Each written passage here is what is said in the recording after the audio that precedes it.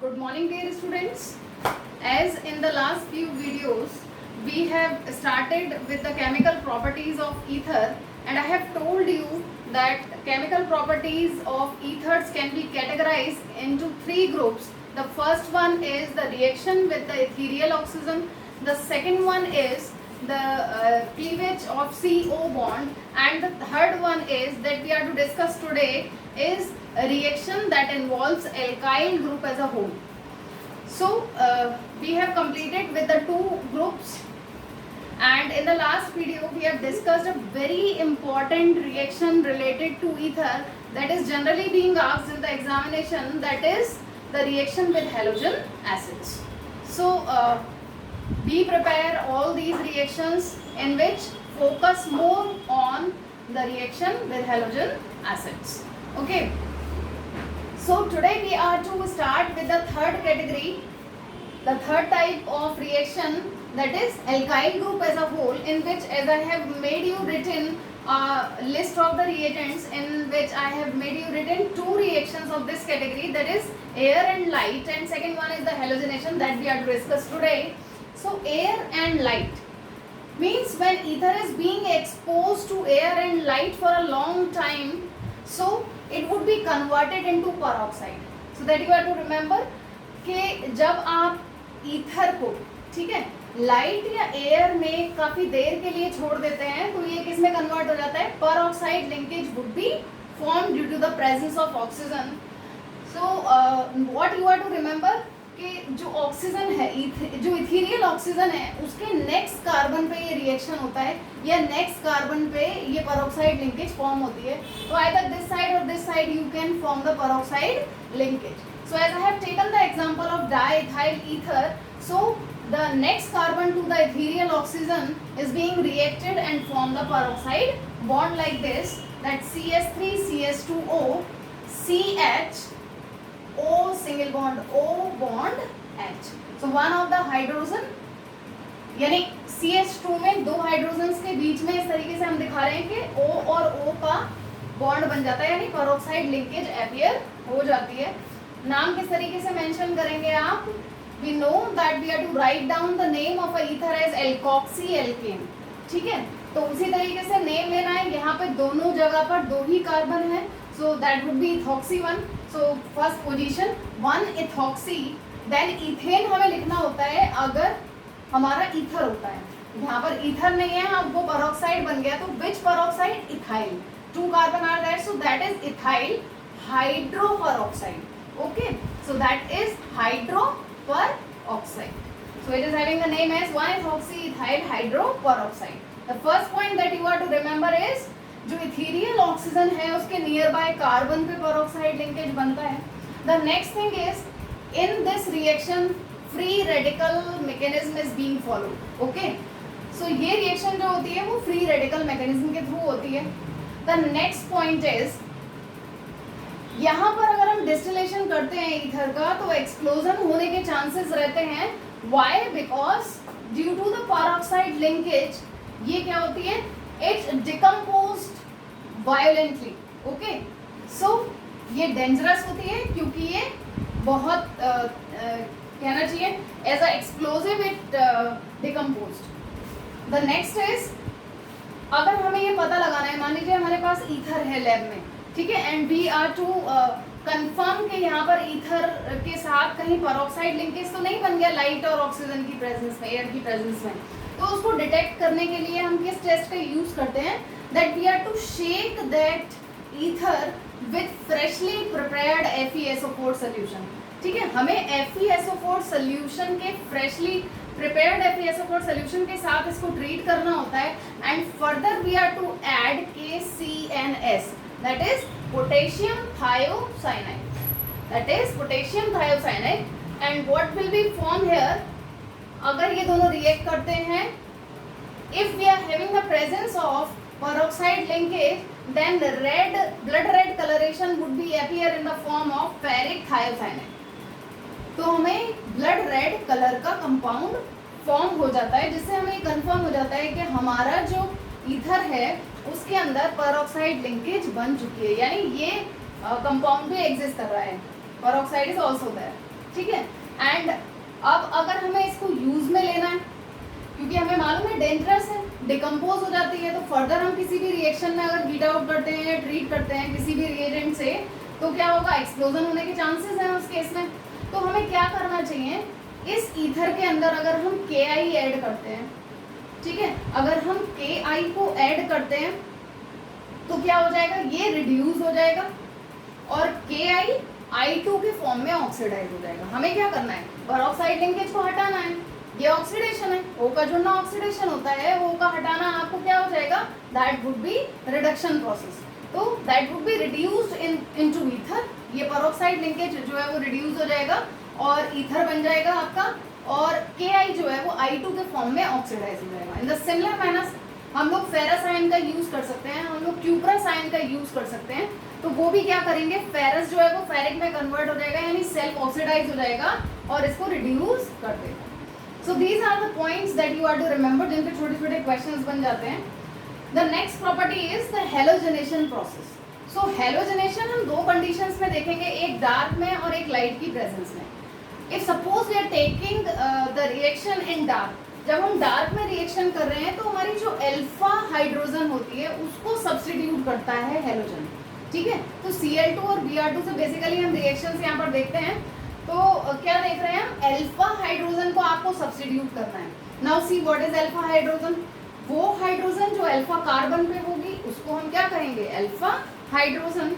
So see this is the ether group ROR, तो O से जुड़ा हुआ जो कार्बन है वो क्या है, अल्फा कार्बन, ये भी अल्फा है, ये भी अल्फा है, ठीक है। तो इस कार्बन में जो हाइड्रोजन है वो कैसी है, दैट इज अल्फा हाइड्रोजन। तो हम एक एक अल्फा हाइड्रोजन को सब्स्टिट्यूट करेंगे Cl से, here because we are doing the reaction with chlorine in dark. तो अब दोनों ही अल्फा हैं, नाम लेने में प्रॉब्लम होती है, तो एक को अल्फा, दूसरे को हम क्या लिख लेते हैं, alpha dash. And what would be the product, CH3 CHCl O CHCl CH3, ठीक है। तो इस तरीके से हमारा जो कंपाउंड फॉर्म होगा उसका नाम आप क्या रखोगे, मैंने कहा एक को अल्फा एक को अल्फा डैश, तो one would be alpha alpha dash dichloro then diethyl ether, ठीक है। ये ईथर ग्रुप तो वही है, ईथर में कोई चेंज नहीं है, ग्रुप इज देयर, बस आपने जो अल्फा हमारी हाइड्रोजन है उसको एक सिंगल हाइड्रोजन को सब्स्टिट्यूट कर दिया है। तो that would be the reaction in the dark. नाम लेने का तरीका ये है कि alpha alpha dash dichloro, alpha alpha dash पे आपका क्या आ गया, Cl ग्रुप, तो dichloro then diethyl, two carbons are that diethyl ether, simply diethyl ether तो हम बोलते ही हैं, इसको कॉमन नेम इसका यही है। So the next is the reaction in presence of light. Same halogenation reaction को आपको किस में करना है, लाइट की प्रेजेंस में करना है। सो इस केस में क्या होता है, जितनी भी हाइड्रोजन होती है वो सारी की सारी सब्स्टिट्यूट हो जाती है हेलोजन के through. So here we are having 5 hydrogen and here also we are having 5 hydrogen because we have taken the example of diethyl ether. So it is to be substituted with Cl. So the compound would be CCl3 CCl2O CCl2 CCl3.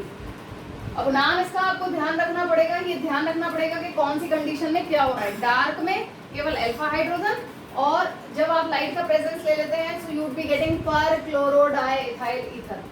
अब आपसे simply यहाँ पर एक formula देकर structure बनवाई जा सकती है। What is the structure of perchlorodiethyl ether? So what you have to do, you have to substitute all the hydrogen of diethyl ether by Cl।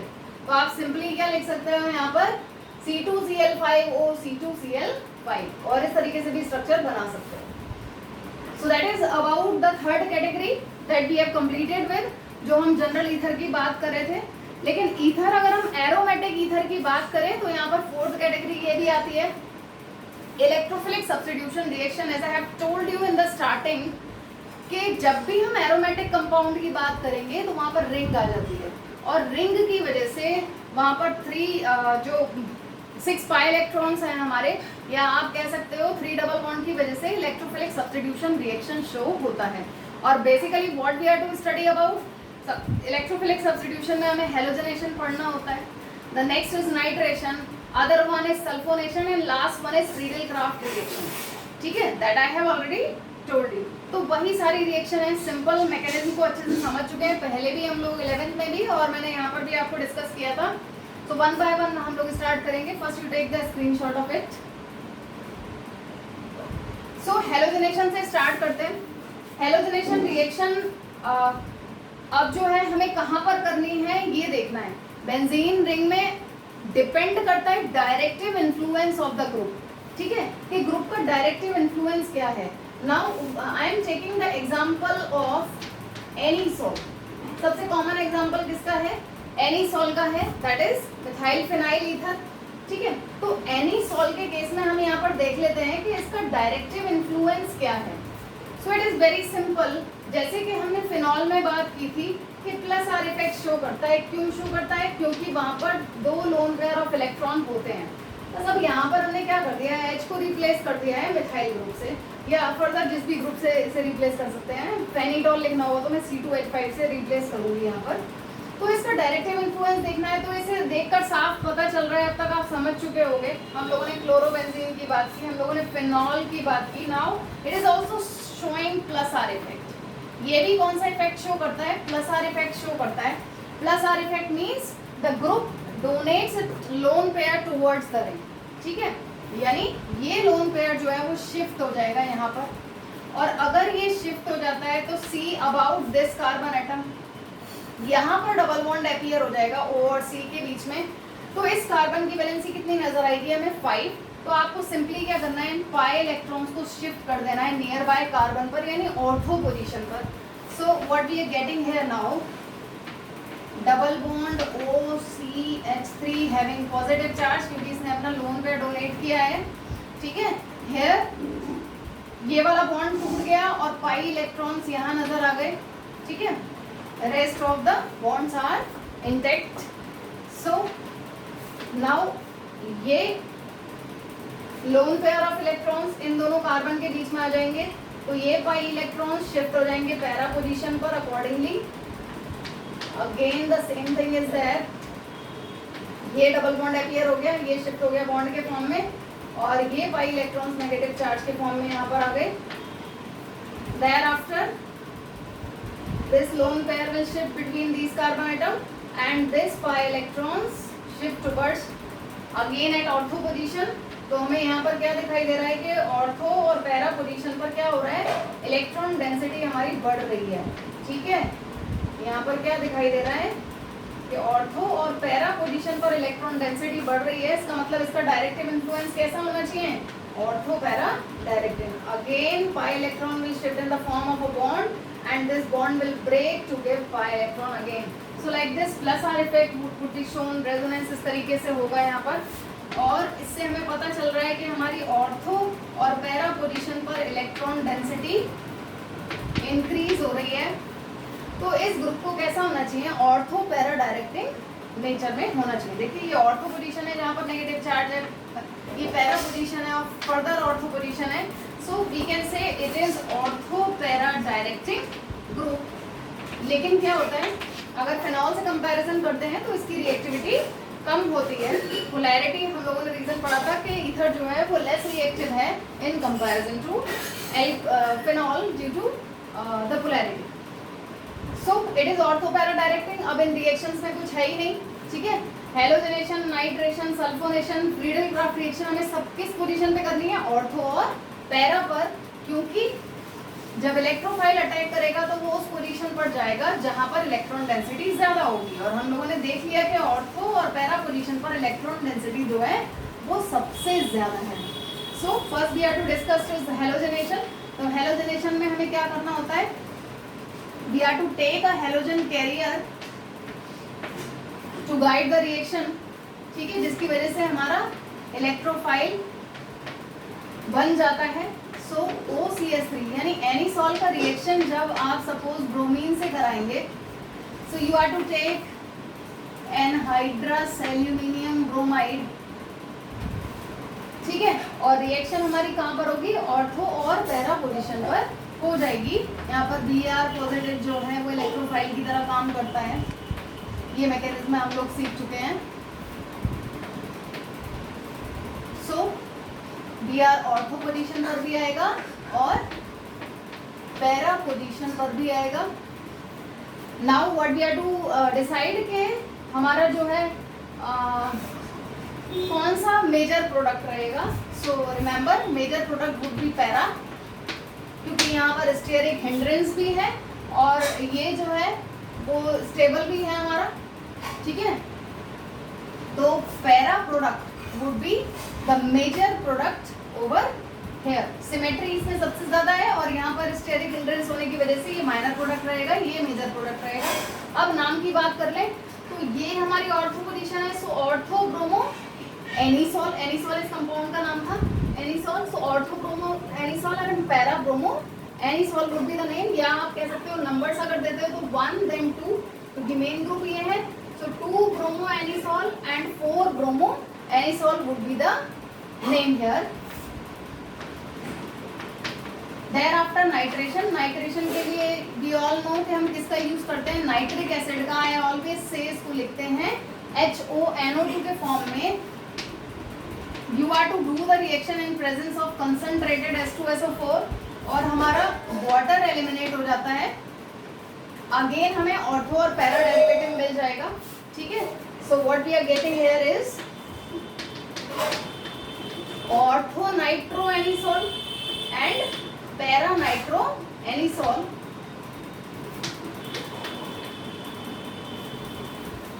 So we are getting ortho nitro anisole and para nitro anisole. ये नाम जरूर लिख लीजिएगा आप notes बनाते time, habit होनी चाहिए, name आना चाहिए। या फिर आपको 2 nitro anisole and 4 nitro anisole भी कह सकते हैं। That is about the nitration. Second हो गई हमारी। Third is sulphonation. सल्फोनेशन में कंसंट्रेटेड H2SO4 से रिएक्शन की जाती है। So again we have taken anisole और आई ऑलवेज से कि सल्फ्यूरिक एसिड को आप लिखो OHHSO3 के फॉर्म में। You all are familiar with these reaction, nothing is there in it. Concentrated H2SO4 की प्रेजेंस में ही रिएक्शन की जाती है। यहाँ पर हमारा NO2 इलेक्ट्रोफाइल की तरह काम करता है, यहाँ पर SO3 इलेक्ट्रोफाइल की तरह काम करता है ना। और यहाँ भी हमारा प्रोडक्ट क्या बन जाएगा, ऑर्थो और पैरा डायरेक्टिंग। ऑर्थो पोजीशन पर SO3H एंड पैरा पोजीशन पर SO3H आएगा। सारे ही केसेस में para would be the major product that you are to notice, ठीक है। अब जब इसका नाम हम लेंगे तो ईथर की कंपैरिजन में जो हम लोगों ने 11th क्लास में एक प्रेफरेंशियल ऑर्डर के लिए लिस्ट लर्न की थी, वहां पर देखा था कि सल्फोनिक एसिड हमारा सेकंड नंबर पर आता है एसिड के बाद, ठीक है। तो इसका मतलब मेन ग्रुप ये है। नंबरिंग अब मैं यहाँ से करूंगी 1 then 2। तो अब ये साइड चेन के फॉर्म में हो जाएगा। So that would be 2 methoxy. जब ये ऐसे सब्स्टिट्यूएंट आप बोलोगे तो इसको क्या बोलोगे, मिथॉक्सी, ठीक है। एनिसोल नहीं बोलोगे। अब मेन कंपाउंड एनिसोल नहीं है, यहाँ सल्फोनिक एसिड है, benzene sulphonic acid, okay. So you will write down 2 methoxy benzene sulphonic acid, like 2 methoxy benzene sulphonic acid. और इसका नाम क्या हो जाएगा, 4 मिथॉक्सी, ठीक है। 4 मिथॉक्सी बेंजीन सल्फोनिक एसिड।